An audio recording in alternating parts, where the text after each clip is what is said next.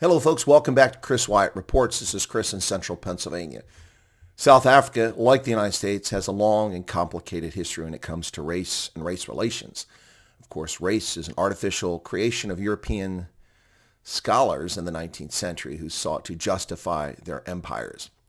But let's talk about this complicated relationship with race and a stunning series of victories today against the race merchants in South Africa. Welcome back once again. This is Chris Report, and he assured me that since I'm in town in Boulders, folks, this is Chris Wyatt reporting from South Africa.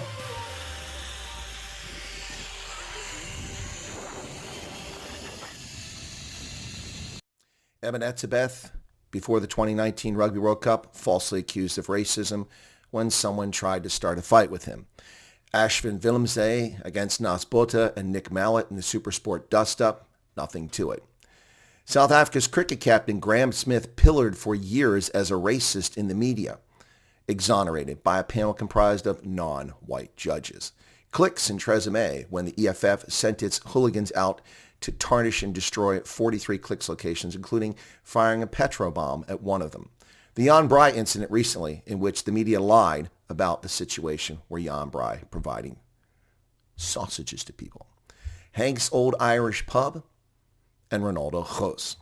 How many bogus race merchant smears will go unpunished for poisoning race relations, destroying lives and businesses before the tide begins to turn? Well, from South Africa today comes great news. November 19th, 2024, where previously exonerated Hank's Old Irish Pub won a 1.25 million rand judgment against Christopher Michael Logan for falsely accusing the pub of racism. Now, never mind the ridiculously low judgment. That should be more like 12.5 million rand, not 1.25. The reputational damage, the loss of business, the slurs, the attacks by the EFF protesting outside their business and shutting down the pub certainly warrant more than a 1.25 million judgment. But at least it's a victory, and it is a total exoneration.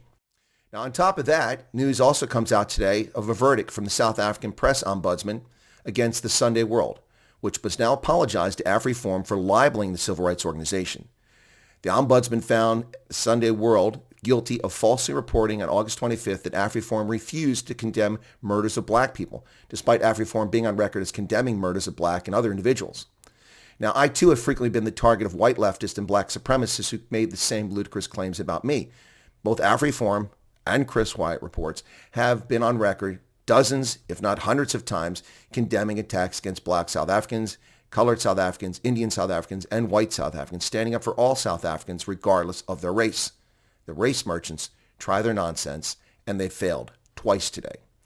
Now, the question is, has the tide begun to turn against these grievance merchants who lie to gain political influence or to harm folks based solely on their skin pigmentation? It's far too early to declare victory, but it's a step in the right direction. And what say you? Congratulations to both Hank's Old Irish Pub and to AfriForum on their stunning victories today. Will reason return to South Africa?